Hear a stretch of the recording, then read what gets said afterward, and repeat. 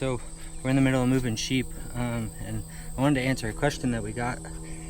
Someone asked on one of our reels or whatever that they wanted to know the specifics behind our fencing stuff, and some of you guys were kind of impressed that they were staying in behind the 2 wires, so I kind of just wanted to explain that a little bit. So usually our perimeter fence is, we use these timeless fence posts that you can see over there. I'll get a close-up and we can throw that in there. And then it's a 4 to 5 strand high tensile electric, and then once that's up, then I can use that for power, and then we just run our step-in post back and forth, and we can just hook the reels right on to the high tensile fence. But since we don't have the fence up yet, I've just been running a poly reel over from the Energizer all the way across the farm and just moving power that way. But this is a step-in post. These are the O'Brien's. I've used a couple other, but these seem to hold up. I don't know, I like the white ones just because they kind of match our perimeter fence, but I think they make a yellow and a blue. But it's a really good post. It's pretty good. So this is the step-in post, and then I'll just ride the 4-wheeler side saddle here, and I'll just take one off, step it in, and you guys will see that here in a minute. And then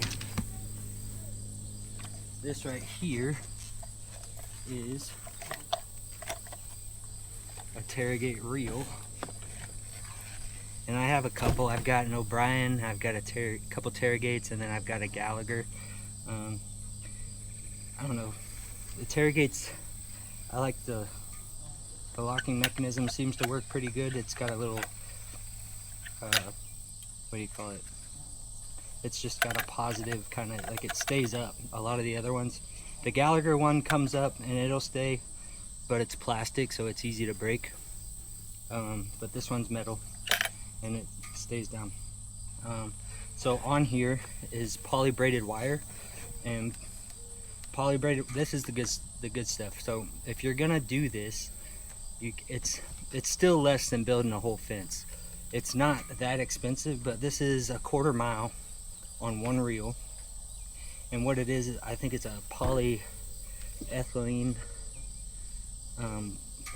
It's a braid, and it's got 9 steel and copper filaments in here. So it's just braided together, and when you get that fence hot and they touch that with their little nose, it gets them. Sheep, we have to run a pretty hot fence. It's not like cows got a big wet nose. Sheep, they've got, you know, wool and hair that it's got to go through to get them. But the better fence, if you can buy the best fence charger you can, that's the most important part. You want these things hot. Like, I think we're running, even though we're all the way out here and I'm running 2 strands and whatever, like, I try to get my fence, you definitely want it above 5, but I try to keep mine around 7 or 8, and a lot of that has to do with grounding too. You know, you want the best grounding, and especially out in the summer like this, you need to, it's a good idea to go out, take the hose or whatever and just wet your ground posts, especially when you haven't gotten a lot of rain. It really keeps your fence hot. So this reel, and it just locks in, so when you're unspooling, you'll unlock it and it'll go out.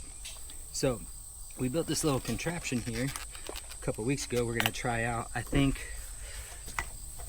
I should have put this at a little more of an angle, just so that the gravity kind of keeps it to where it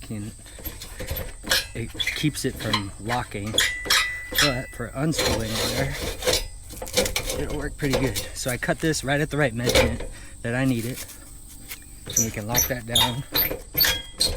I know my welding's not the best, but it's very functional. So you take this here,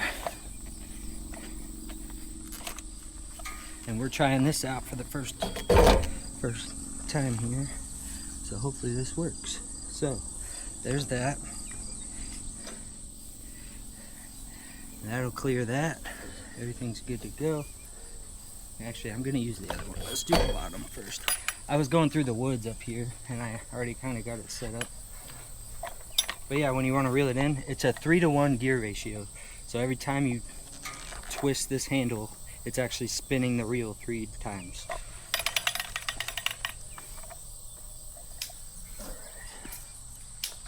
take this here, get that up, because we want it unsealed. Alright. Come over here like this, and we'll take you along for a ride here, and we'll set up some fence. So, here we go.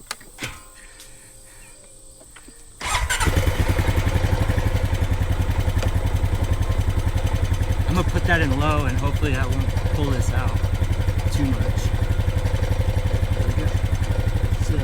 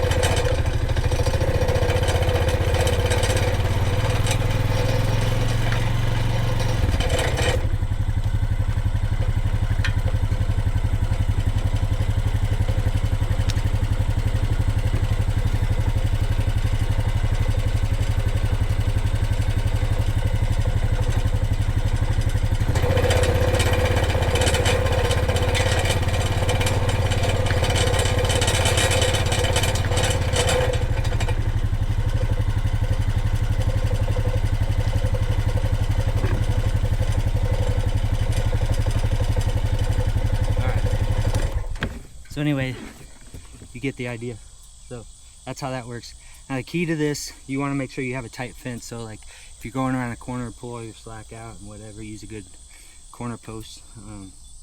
And so what we did to train the animals to this, we had that 5-strand perimeter. Obviously you need a good perimeter fence, but even if they've never seen electric fence, then you need to start them in a hard panel, like whether it be cattle panel or field fence, like pulled field fence. And then you're gonna have to take some of these posts and some of this wire, and what you do is, so say the edge of your fence is here, what you're gonna do is you're gonna go perpendicular to your fence, and you're gonna run you a stretch out, and then you're gonna hook it up that way.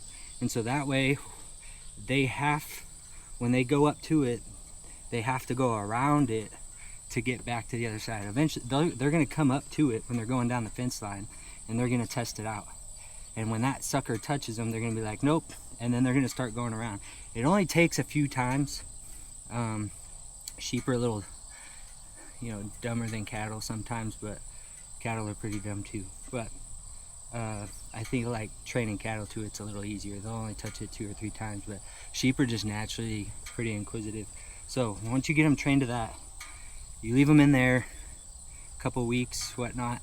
And so I'll start with actually like 3 strands is what we started with. And so once you move them out, so start your temporary, like your training fence, do it like you're gonna do it out there. So start it on 3 wires so they get used to what it looks like. And then you're gonna go out and you're gonna move them out on the pasture. And then you're gonna have your 3 strands up. And then over time, so you probably want to do like 2 to 3 months of just the 3-strand, and then what you're going to do is you're going to take that top strand off, and you're going to go to 2, and you can kind of even them out a little bit. So I try to run about, my bottom one is 18 inches and my top one's about 30 inches. Is kind of what we're doing. They're trained, they could do 1 wire. We had them down to 1 wire at the last place we were, but I had the warm and fuzzies because we had that 5-strand perimeter. Since we don't have a perimeter up yet, I bumped it back up to 2 wires, and then once I get this fence up, then we should start being able to go back to 1. But yeah, that's how that works. So hopefully that answers some questions. Here's something kind of cool. when the perimeter fence is up, we don't need this, but for now, it's kind of a cool little thing. This is called a power post from PowerFlex Fence, but it goes in the ground, and you can set your reels right on here, and then I just use a alligator clip to kind of jump the power. So I'll have my power that I'm bringing from the shop, and I'll set it right here, and then my other 2 wires will come here, or sorry, power go up here, and my other 2 will come here, and I can just alligator clip. But this is pretty cool. It's got like a little pin in here, and then when you got that really dry, rocky soil, this is like it's a hammer basically. It comes up, and you can slam it down. And then when you want to get it out, you can go the opposite way and pull it all the way up and hammer it up against the top, and it'll come out. So kind of cool, but like I said, when we have the perimeter fence up, we don't really need it, because all we do, I guess I'll show you here. All we do here on these, once you get done running your thing of fence, you go up to your perimeter fence, your high tensile fence, and then you just take this and you just wrap this about 3 times or so, and then you just hang it on the high tensile right on a post. But yeah, so obviously it can't be a metal post. You're gonna have insulators and all that, so you, right on the, like not on the post, but right next to a post, you'll just hang it down like that. So it works pretty good. That's kind of how I prefer to do it. There's many ways to skin a cat, and this is just one. So appreciate you guys.